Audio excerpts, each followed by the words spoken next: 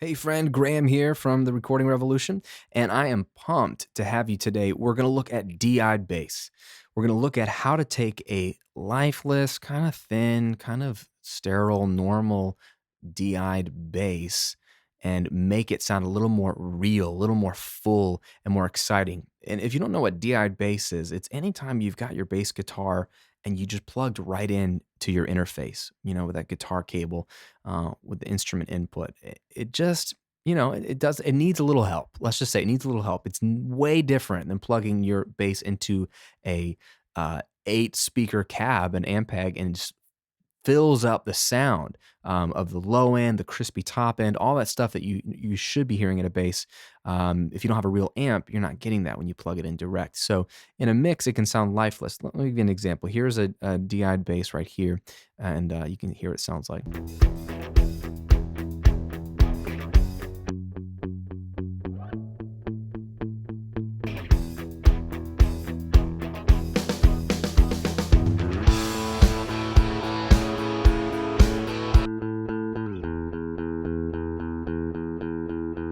Right? I mean, it just sounds like the guy just plucked the guitar, plugged right in. It's a DI'd bass. Let's give it some life. A couple things you can do here. One simple thing is to use some EQ. This is obviously the starting point. Let's clean it up a little bit. It's going to need some help. So let's grab a channel strip here. And this just does not have a lot of low end. So whatever low end is there, let's try to emphasize it a bit. Let's see what we got here down here in the low end.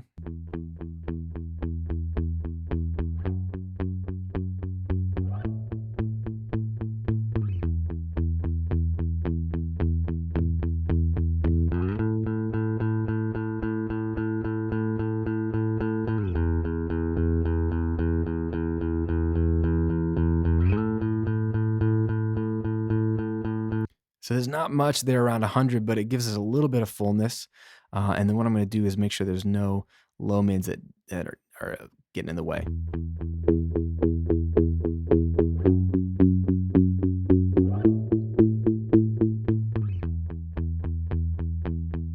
So getting rid of that 400, really 400, kind of gives us some headroom and some space down there so it can really feature the lower end. Let's see if that helped. I'm going to bypass the EQ.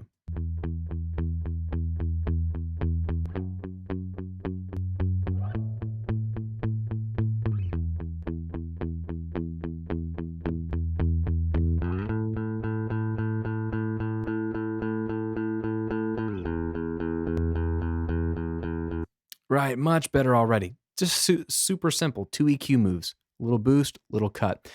That's a great starting point. Now, another thing we can do is we can add some distortion. Now, you can do this in 2 ways. You can do this directly on the bass track, or you can do this in parallel, and I do both depending on the situation. Today, I'm feeling, messy, so let's just do it on the track. Let's grab one of my favorite little amp simulators, the Sans amp. This comes with Pro Tools free. Grab any virtual amp you have or any distortion box and play with it, because adding distortion can add some grit and some life to the bass. Let's see what this does on the default setting.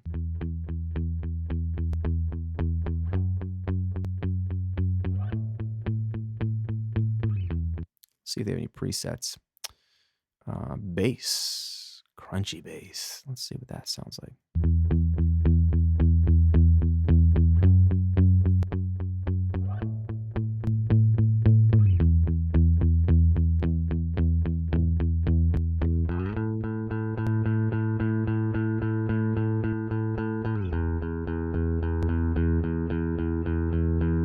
Yeah, so I just dial down the lows a little bit. That gives a little bit more of harmonic crunch, which this is going to be very helpful, by the way, on small, crappy speakers, aka your laptop or your iPhone speaker. This helps the bass be audible on those speakers, the distortion. Very, very helpful.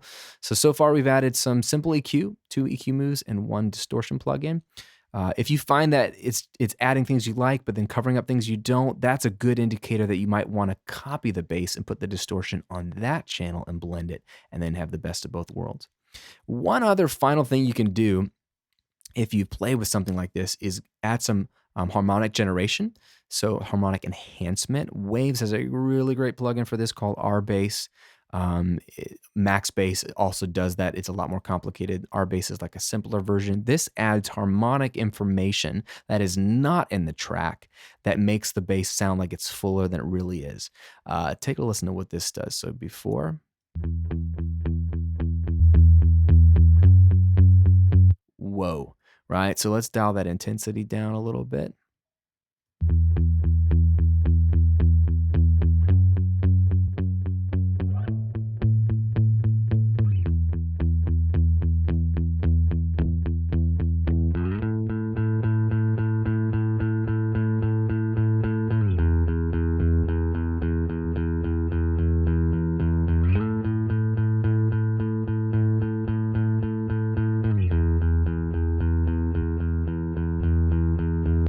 There we go. So if I'm doing it on the track, I'll probably pull the intensity down. So it's just coloring it a little bit because it is adding information. If I did this in parallel, I'd have the intensity higher and then blend it. So 3 moves we've done. We did a boost, in this case around 100, and we cut around 400. Clear up the low mid and then feature some of the low. We added some distortion through an amp simulator, and we added some harmonics with Waves R bass.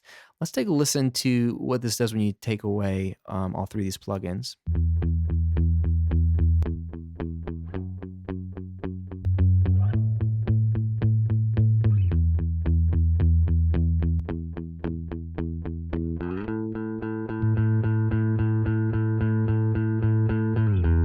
Massive, right? Let's hear it in context with a mix because that's all that really matters.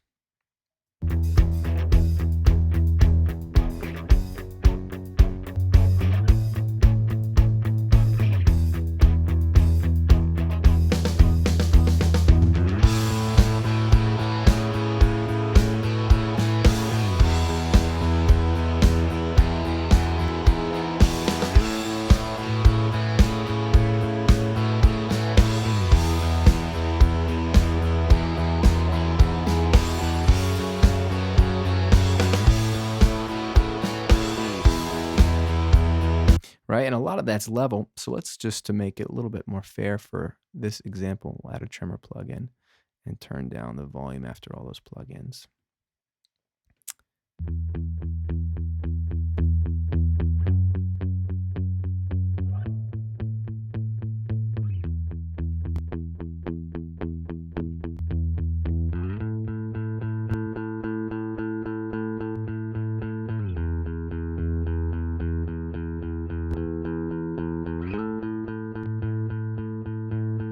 All right, so there we go. Now let's listen to it in context with a mix.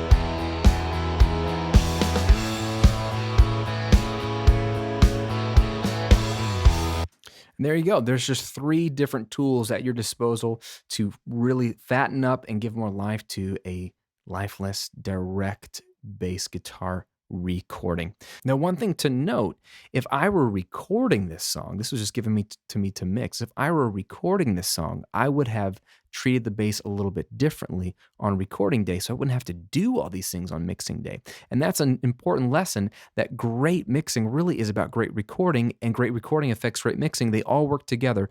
And that is a big part of what I try to teach, is that everything is affected by everything. And if you're the person in the home studio doing this on your own, you, my friend, are doing the whole thing. And so you need to have a bigger zoomed out view of the process. I love mixing tips, but I don't want you to get stuck just on mixing. I want you to understand the whole process. And to make stuff sound great, stuff that could sound like it's on the radio, involves a lot more than just even these plugins and these mixing things. It involves recording it right on day one. And so what I've done to help you get a song sound really, really good from start to finish is I've put together a simple guide called My 6 Steps to a Radio Ready Song. There are 6 fundamental steps all the way from the beginning of creating the song to mixing it like I'm showing you today. And it's a brand new guide that I've got put out for you, absolutely free. It's a really quick and easy read, and you can go download it right now at radioreadyguide.com. radioreadyguide.com. I'll put the link in the description box below this video and across the screen here. Again, my gift to you, I lay out the 6 steps of how to think about producing and recording and releasing a song in the home studio with budget equipment, all the things you need to know from start to finish. That way you're not clueless as to what is the entire process. I give you that entire process from beginning to end. And it's a fun, helpful resource for you. I wanted to make this process a little bit easier for you. So go check it out at radioreadyguide.com and enjoy. Thanks for watching. Subscribe to the videos if you find them helpful. More awesome content coming your way soon. I'll see you on the next video.